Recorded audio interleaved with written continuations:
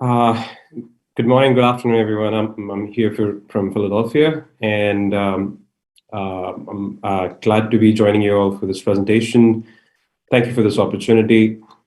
So we're going to talk about, I'm going to give you an overview of what the presentation is about. We're talking about smart people or smart infrastructure. I'm going to draw some distinction here and use this as a monologue by first giving you an overview of what I do for Philadelphia through the Smart City PHL program.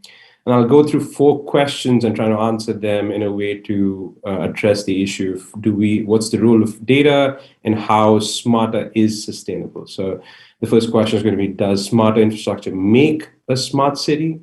We'll then go into what is a stupid city, because the effort going behind smart city begs the question, what is wrong with our current cities that makes it a bit stupid, if not really smart?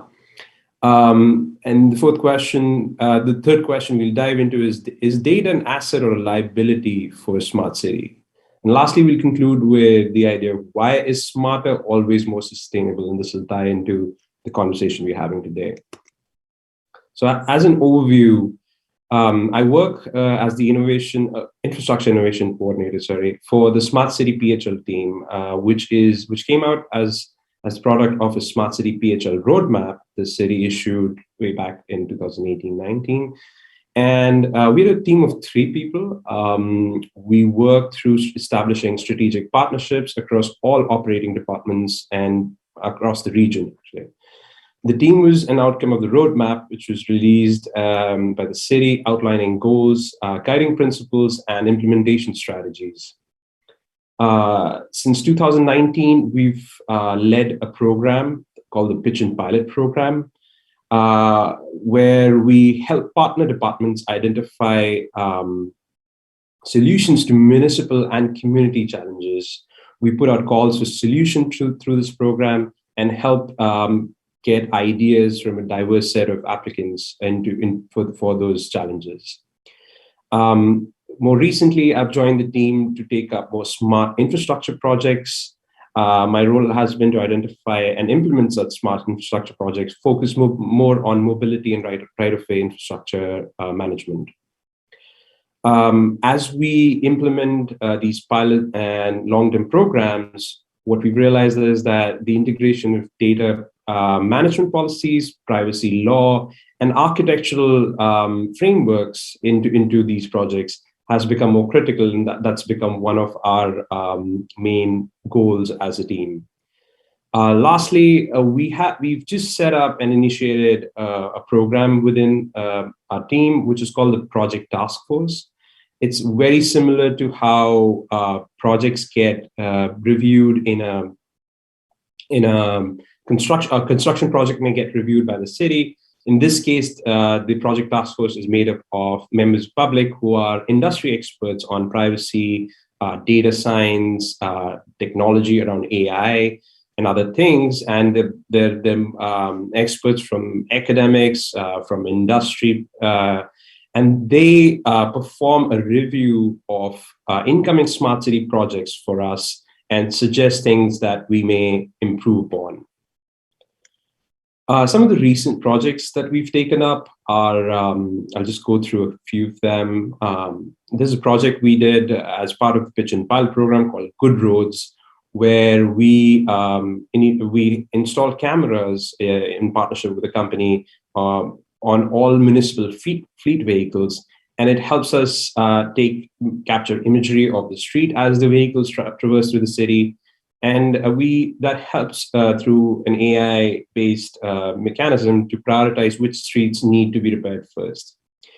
We developed an urban mining tool in partnership with a Netherlands-based company called Metabolic that is helping us plan our circular economy strategy in the city. And this is focused on the sustainability goals laid out by the city. We have a program that is ongoing, which is called Scepter for All. It's a Facebook-funded hackathon that we are working with the local development community to develop augmented reality solutions for improving transit services for people with disabilities. One of the projects that I'm leading now is called Smart Block PHL, which is an initiative where we install sensors, IoT-based sensors in streetlights along a corridor, along a commercial corridor. And these sensors particularly collect information about traffic data, bicycles, vehicles, pedestrians moving in what direction. It uses edge technology to discard any raw footage of or the raw image captured at source, and only retains non-personally identifiable information for future use. So counts are kept, but the identity of people in those counts is discarded at source. It also captures temperature and humidity and other environmental metrics that are used by the Department of Health. The last project I want to talk about is the food and logistics project that we are. That's an ongoing project. We're working with the procurement department to figure out if there is a way to meet the local needs of food distribution using local restaurants and other food production facilities in the city. Now we'll jump into the question of, does smart infrastructure make a smart city? And I want to go through the buzzwords or the technologies that are often talked about by the technology side of things, and that speak to the concept of smart cities. And we start with sensors, which is ubiquitous today with the idea of having smart cities, where it allows us to collect a lot of information in an inexpensive way. Once you've collected the data, you're able to transmit it through high-speed internet to wherever it needs to go. Essentially, it goes to a data storage with infinite capacity to store the data for almost forever. And we have immense amount of processing power available today, again, at a very inexpensive processing power that allows us to process the stored data. And lastly, the component that makes all this useful for folks who are not the technical people on the job, they are able to visualize all this processed data and analyze it for daily decision making through visualization tools available today. Now, this package of tools is what accounts for smart infrastructure. But I want to mention that this does not make a smart city. It barely lends itself to make a smart infrastructure, but there are no people as part of this proposal of a smart city. So therefore, it's just limited to infrastructure being smart. And talking about people, I want to jump to what constitutes a city and what may make it a stupid city or conventional city, or something that is not so smart that may need some smartness to be induced through these infrastructural additions. At a very high level, the city can be understood as being comprised of two components, one being people and one being infrastructure. The government is essentially part of people because they're just elected people. They still use the same road, the same air, the same street light. So essentially the infrastructure being shared between people and government is the same. So they fall within the same bracket, so to say. In this dynamic of, or this framework of a city, I want to highlight how information currently moves efficiently and how it moves inefficiently. And that there lies the lack of smartness in a conventional city or not so smart city. So if you see the relationship between people and the government, there is really good, accurate data available when it comes to votes or tax collection. People are told exactly who they voted for. Their taxes are very accurately reported. And the government is very good with maintaining those records and that information or using it. Extending that flow towards infrastructure, government is really good with laying out finances through budgetary allocation to understand, to provide for the infrastructure needs in the city. Now, if you look at the flow of information in the opposite direction. That's where the information is missing, so to say. Infrastructure must be able to provide some input to the government of how those expenses that were provided are being used, how efficiently they are being spent. And government, to extend that information in the public domain, must be able to provide people with how well those expenses were spent. So how efficient is the government doing a job of managing the infrastructure? And these two information gaps are what makes a city a bit stupid.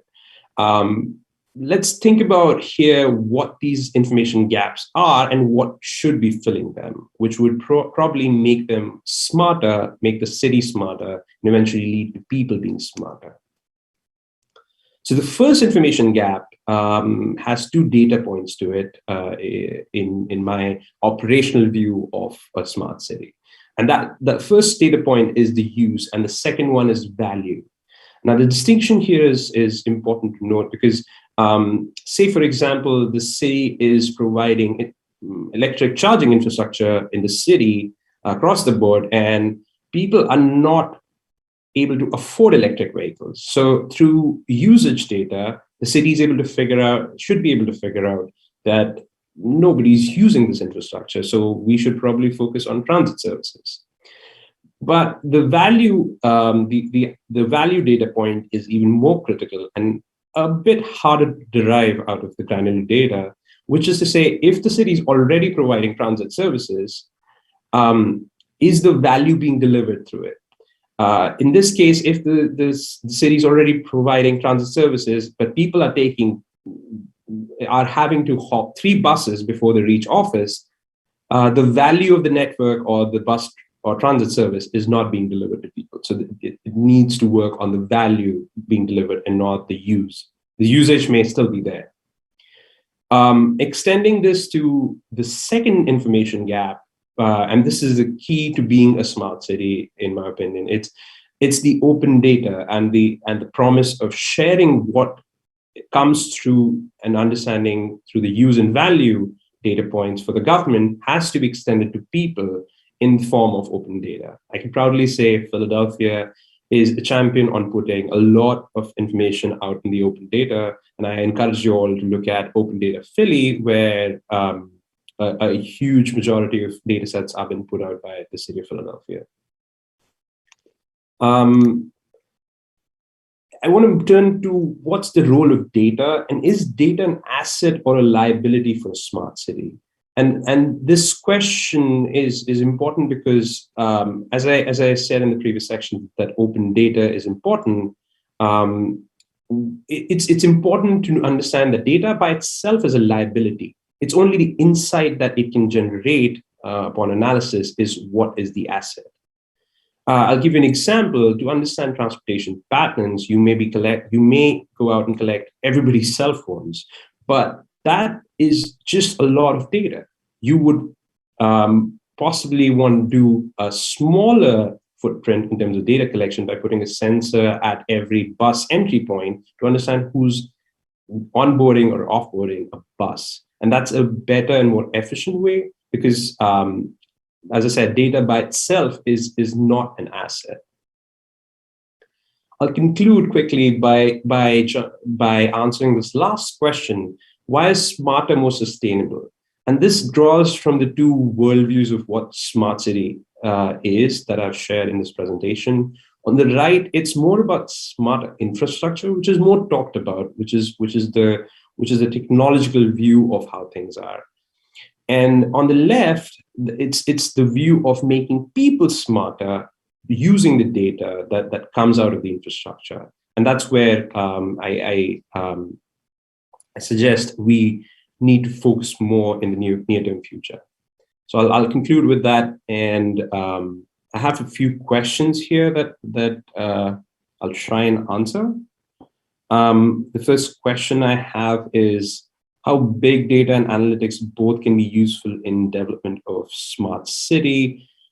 I think the question should be what data you collect And we have, I mean, frankly, the answer to that is use cases need to be narrowly defined to ensure the big data is just not a lot of data that you're collecting and managing eventually, but it actually leads to insights. And I would suggest starting from a city government perspective, starting with use cases that you already have in play. For example, the example I gave was mapping commuting patterns. So instead of going after everybody's cell phone, if you use infrared sensors on buses, that's a very narrow use case. It prevents privacy concerns, and it ensures that that the right amount or right quality of data is collected. Okay, and that's about it. I thank you all for the time, and that's my information if you want to reach out to me. Thank you so